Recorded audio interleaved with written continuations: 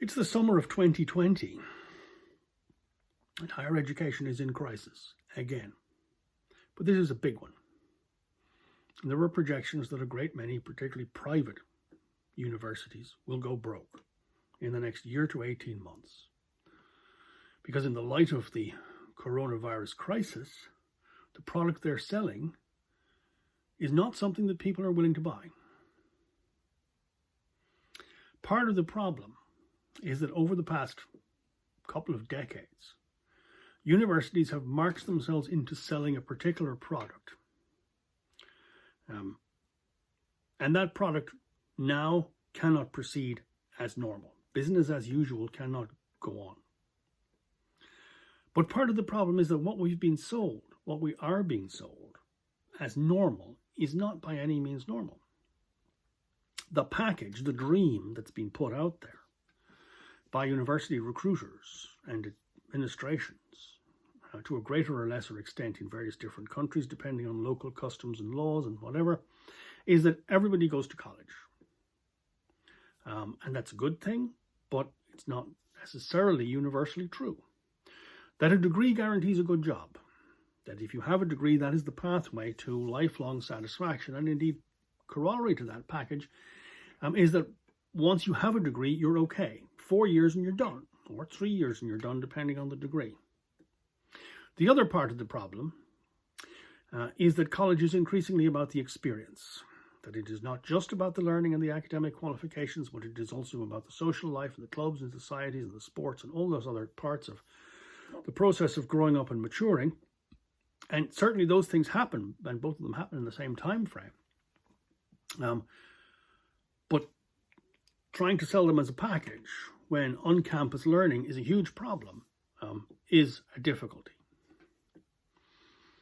Part of the package that universities are putting out there and have been putting out there is that everybody goes to university. And that's certainly desirable, both for professional and personal reasons. Everybody should have a crack at university level education at some point in their lives, or in fact at several points in their lives. But it is not by any means universally true, nor is it something that has always been true. There were several big bursts in the expansion of the university system globally.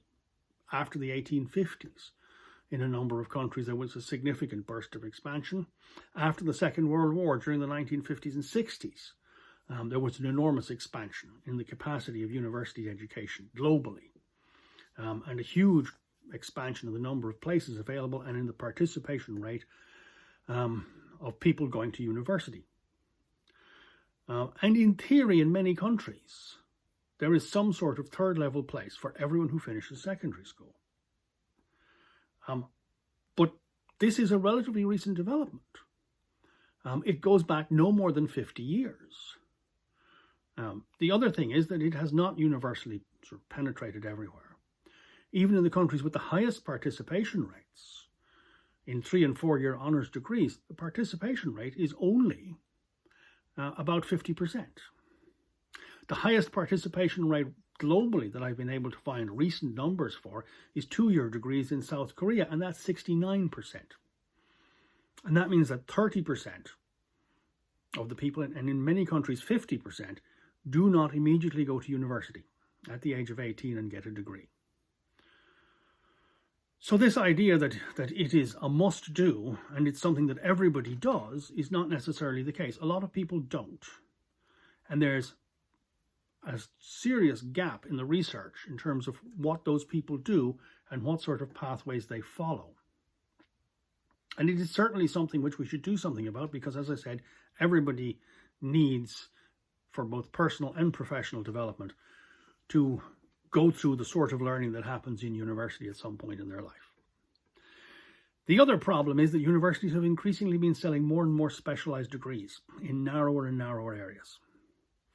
And that's a problem because they've been forcing people to choose at 18 what career pathway they want to follow. It used to be the case that a good general degree would allow you to access a wide range of jobs after you completed it. It is now less and less so. The number of opportunities open is contracted because you're competing with people who have opted at the age of 18 for a more specialized, career-focused degree. And that's partly the fault of the universities and partly the fault of parents. There's been a kind of unholy alliance there where the question is asked, will this degree get my child a job? And universities have moved to respond to that by offering degrees where they can more clearly say, yes, this degree narrowly leads to this job. And that's forcing people to make a choice at an age when they're not necessarily ready for it. And it's also created quite a lot of narrowly focused, specialized degrees, and people are now looking at these thinking, I don't even know if that job's going to be there in 4 years. So the other problem is with the experience. And it's certainly true that there's a significant amount of growing up that happens between the ages of 18 and 22.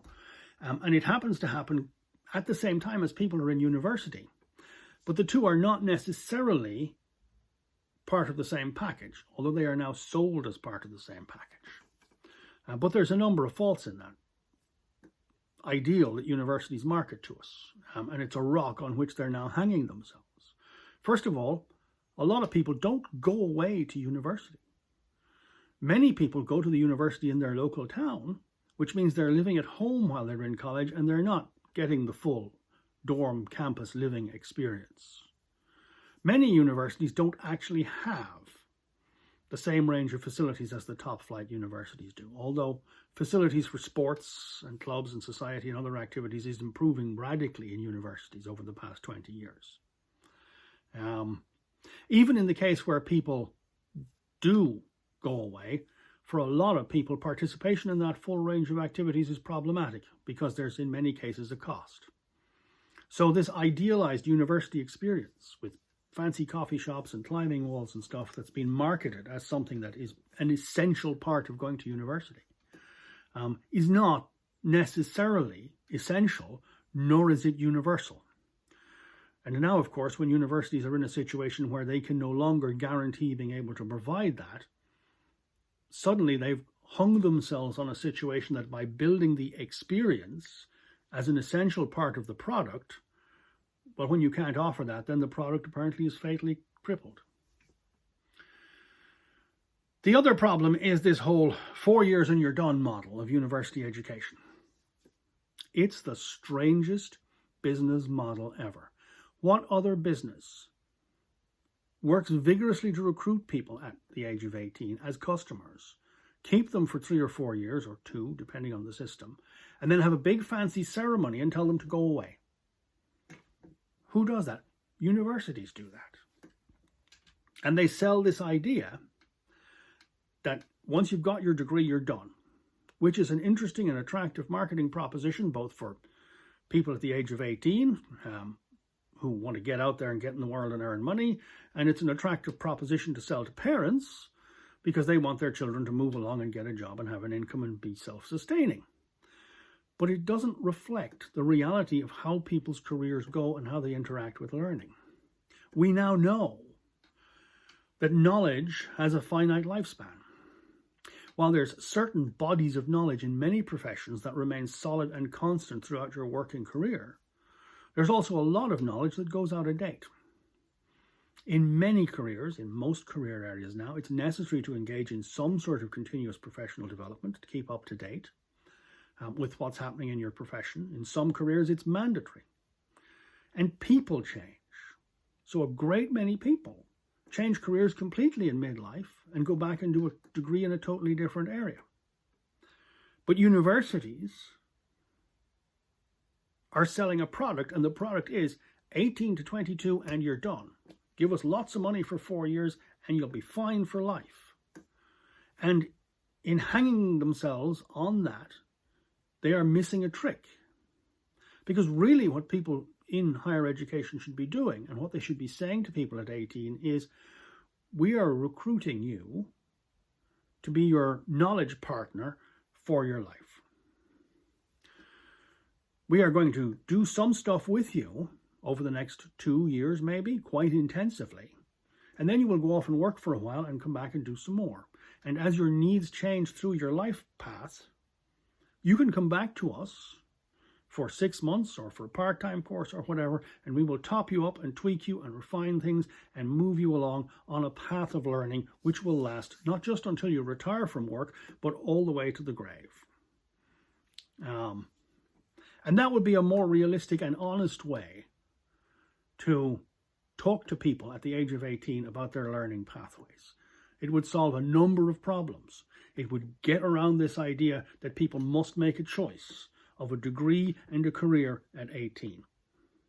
It would remove that burden. It would recognize the changing nature of knowledge and the need for lifelong learning. It would recognize that people change and that they have different personal learning needs as they proceed through life. It would also get over the problem of not being able to deliver the full on-campus experience this year. Because if you were conceiving of the product not as a 4-year box to be ticked and passed away from, but as a lifelong process, then suddenly the fact that you can't do it with all the bells and whistles this term is not as big a disaster as it is in the current model of 4 years and you're done. There's a number of other things that universities have done. They have also taken possession of, as well as offering more specialized degrees, they have taken possession of areas that were not formally, that did not require university qualification. So there's a number of careers. Over the course of my lifespan, I've seen a number of work areas and fields of work where the normal entry route when I was younger was that you went in through some sort of apprenticeship. And they have now acquired a degree as the starting point. And the argument was that that was prestigious and that it provided better standards and better training for people going into those fields. And also, I suppose, for people in those areas, there was a certain amount of feeling that having a degree as an entry path to their career area meant that they would have a certain amount more social respect and that they would be able to command better terms and conditions in their employment. And looking at some of those areas and looking at the people who were in primary school with me and went into them and had very successful careers in those fields versus the people who are now accumulating 4 years of college debt just to get started, I'm not convinced that that promise has been fulfilled. I think that is not something that has been delivered on. So this package that universities have drifted into selling over the past 20 years, everyone should go to college. Yes, they should at some point in time. That a degree is 4 years done and you're guaranteed a good job, yes. And that college is about the experience, and that the experience is an essential part. And that if you do not have the experience, then your degree is somehow worth significantly less. And all of these things have been put together in a product which this summer cannot be delivered.